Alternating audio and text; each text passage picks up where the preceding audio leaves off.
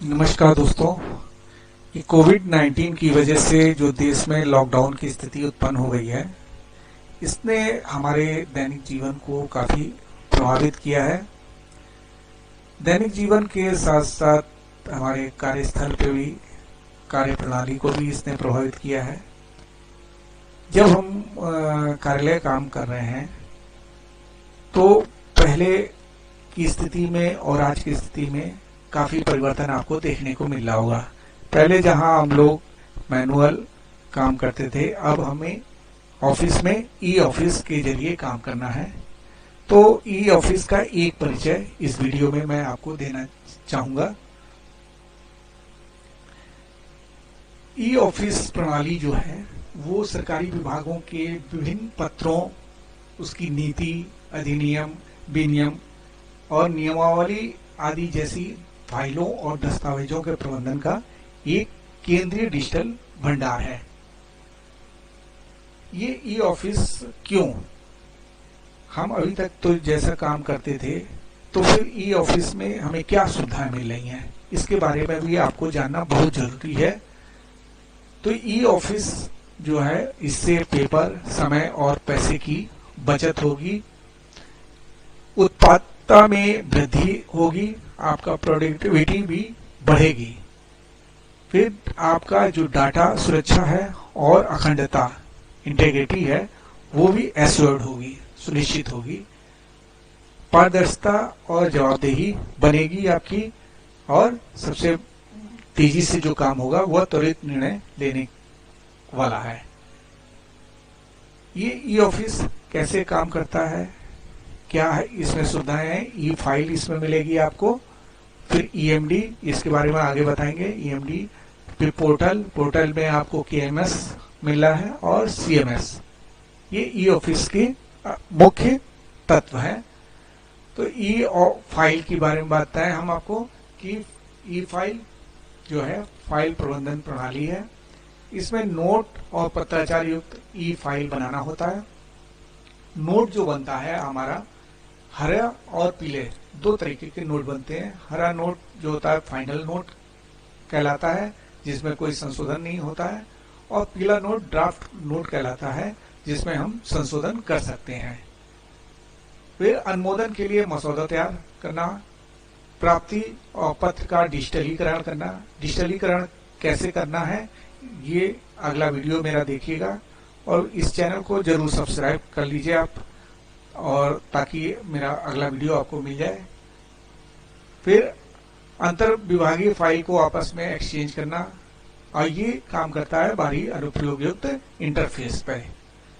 EMD का मतलब है कि एम्प्लॉई मास्टर डाटा, कर्मचारी मास्टर डाटा। संगठन में कर्मचारी मास्टर डाटा का प्रबंधन इसके जरिए होता है। फिर विभागों, मंडलों और पदानुक्रम का प्रबंधन होता है। कर्मचारी स्थानांतरण प्रबंधन कार्यकलाप, जैसे कि कर्मचारी का पदोन्नति, उसकी पोस्टिंग और सेवानिवृत्ति, इससे संबंधित जितने भी डाटा होंगे वो कर्मचारी स्थानांतरण प्रबंधन कार्यकलाप के अंतर्गत आएंगे। ये भी काम करता है बाहरी डाटा स्रोत युक्त इंटरफेस पे। KMS, knowledge management system, knowledge प्रबंधन प्रणाली। ये क्या कि ऑनलाइन डाटा जो है, डॉक्यूमेंट है, वो भंडार गृह, ये प्रकाशित दस्तावेजों के लिए नोटिस बोर्ड का काम करता है। मेटा युक्त दस्तावेज बनाना और अपलोड करना। फिर वर्जन युक्त कंट्रोल जो है, रोल और एक्सेस कंट्रोल युक्त सुरक्षा प्रदान करना। उपयोगकर्ता निर्धारित फोल्डर संरचना युक्त व्यक्तिगत भंडारण जो है वो होता है इससे।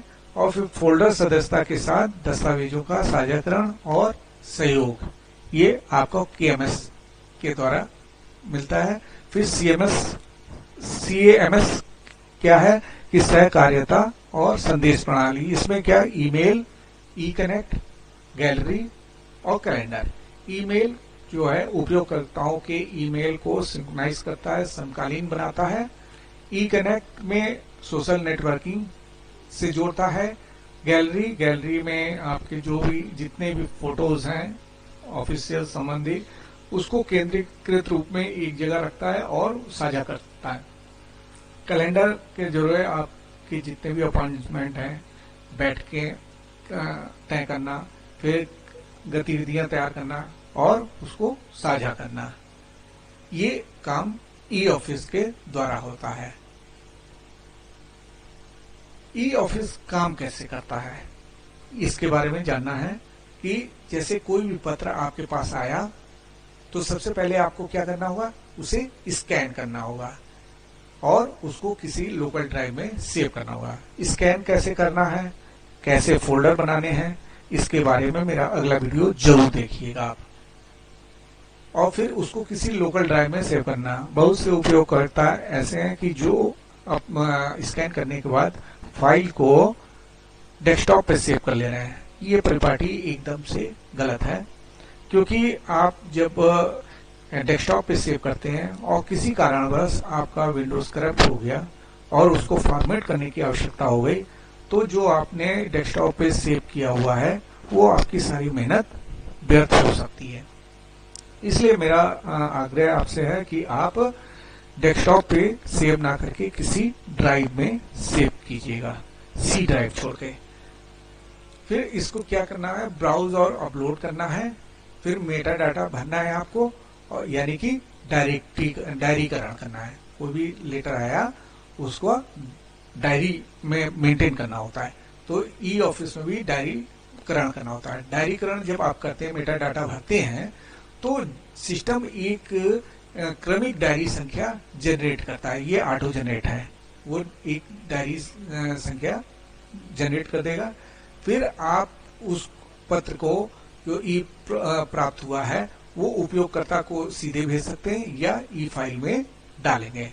तो इसमें भी आप दो तरीके का काम कर सकते हैं। एक तो मौजूदा अगर ई फाइल पहले से बनी है उसमें डाल सकते हैं, या कोई नई फाइल बना सकते हैं। और नई फाइल बनाएंगे तो उसमें फिर डाटा, मेटा डाटा भरेंगे, और मेटा डाटा जैसे भरेंगे आपको फिर सिस्टम एक ई फाइल संख्या को जनरेट कर देगा।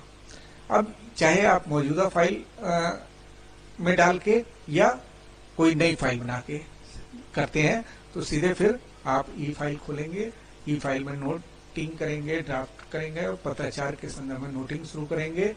फिर ड्राफ्ट बनाएं या ड्राफ्ट एडिट करें या ड्राफ्ट अप्रूव करें या ड्राफ्ट इशू करें, ठीक है।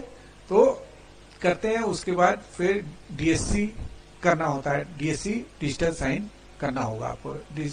साइन किया और नेक्स्ट यूजर को आपने भेज दिया। ये सारा काम जो होता है सिस्टम सबमिशन चैनल के माध्यम से ई ऑफिस जो है, ई फाइल जो है संचालित होती है। अब फिर उसका निर्णय रिकॉर्ड हुआ और अनुमोदित ड्राफ्ट को आप ईमेल के द्वारा या डाक के द्वारा पुनः जहां से आया था, जैसे आया था यहाँ, वैसे उसको भेज देना होता है। ये तो एक छोटा सा परिचय है। यदि फिर भी आपको कोई दुविधा हो तो आप मुझसे संपर्क कर सकते हैं।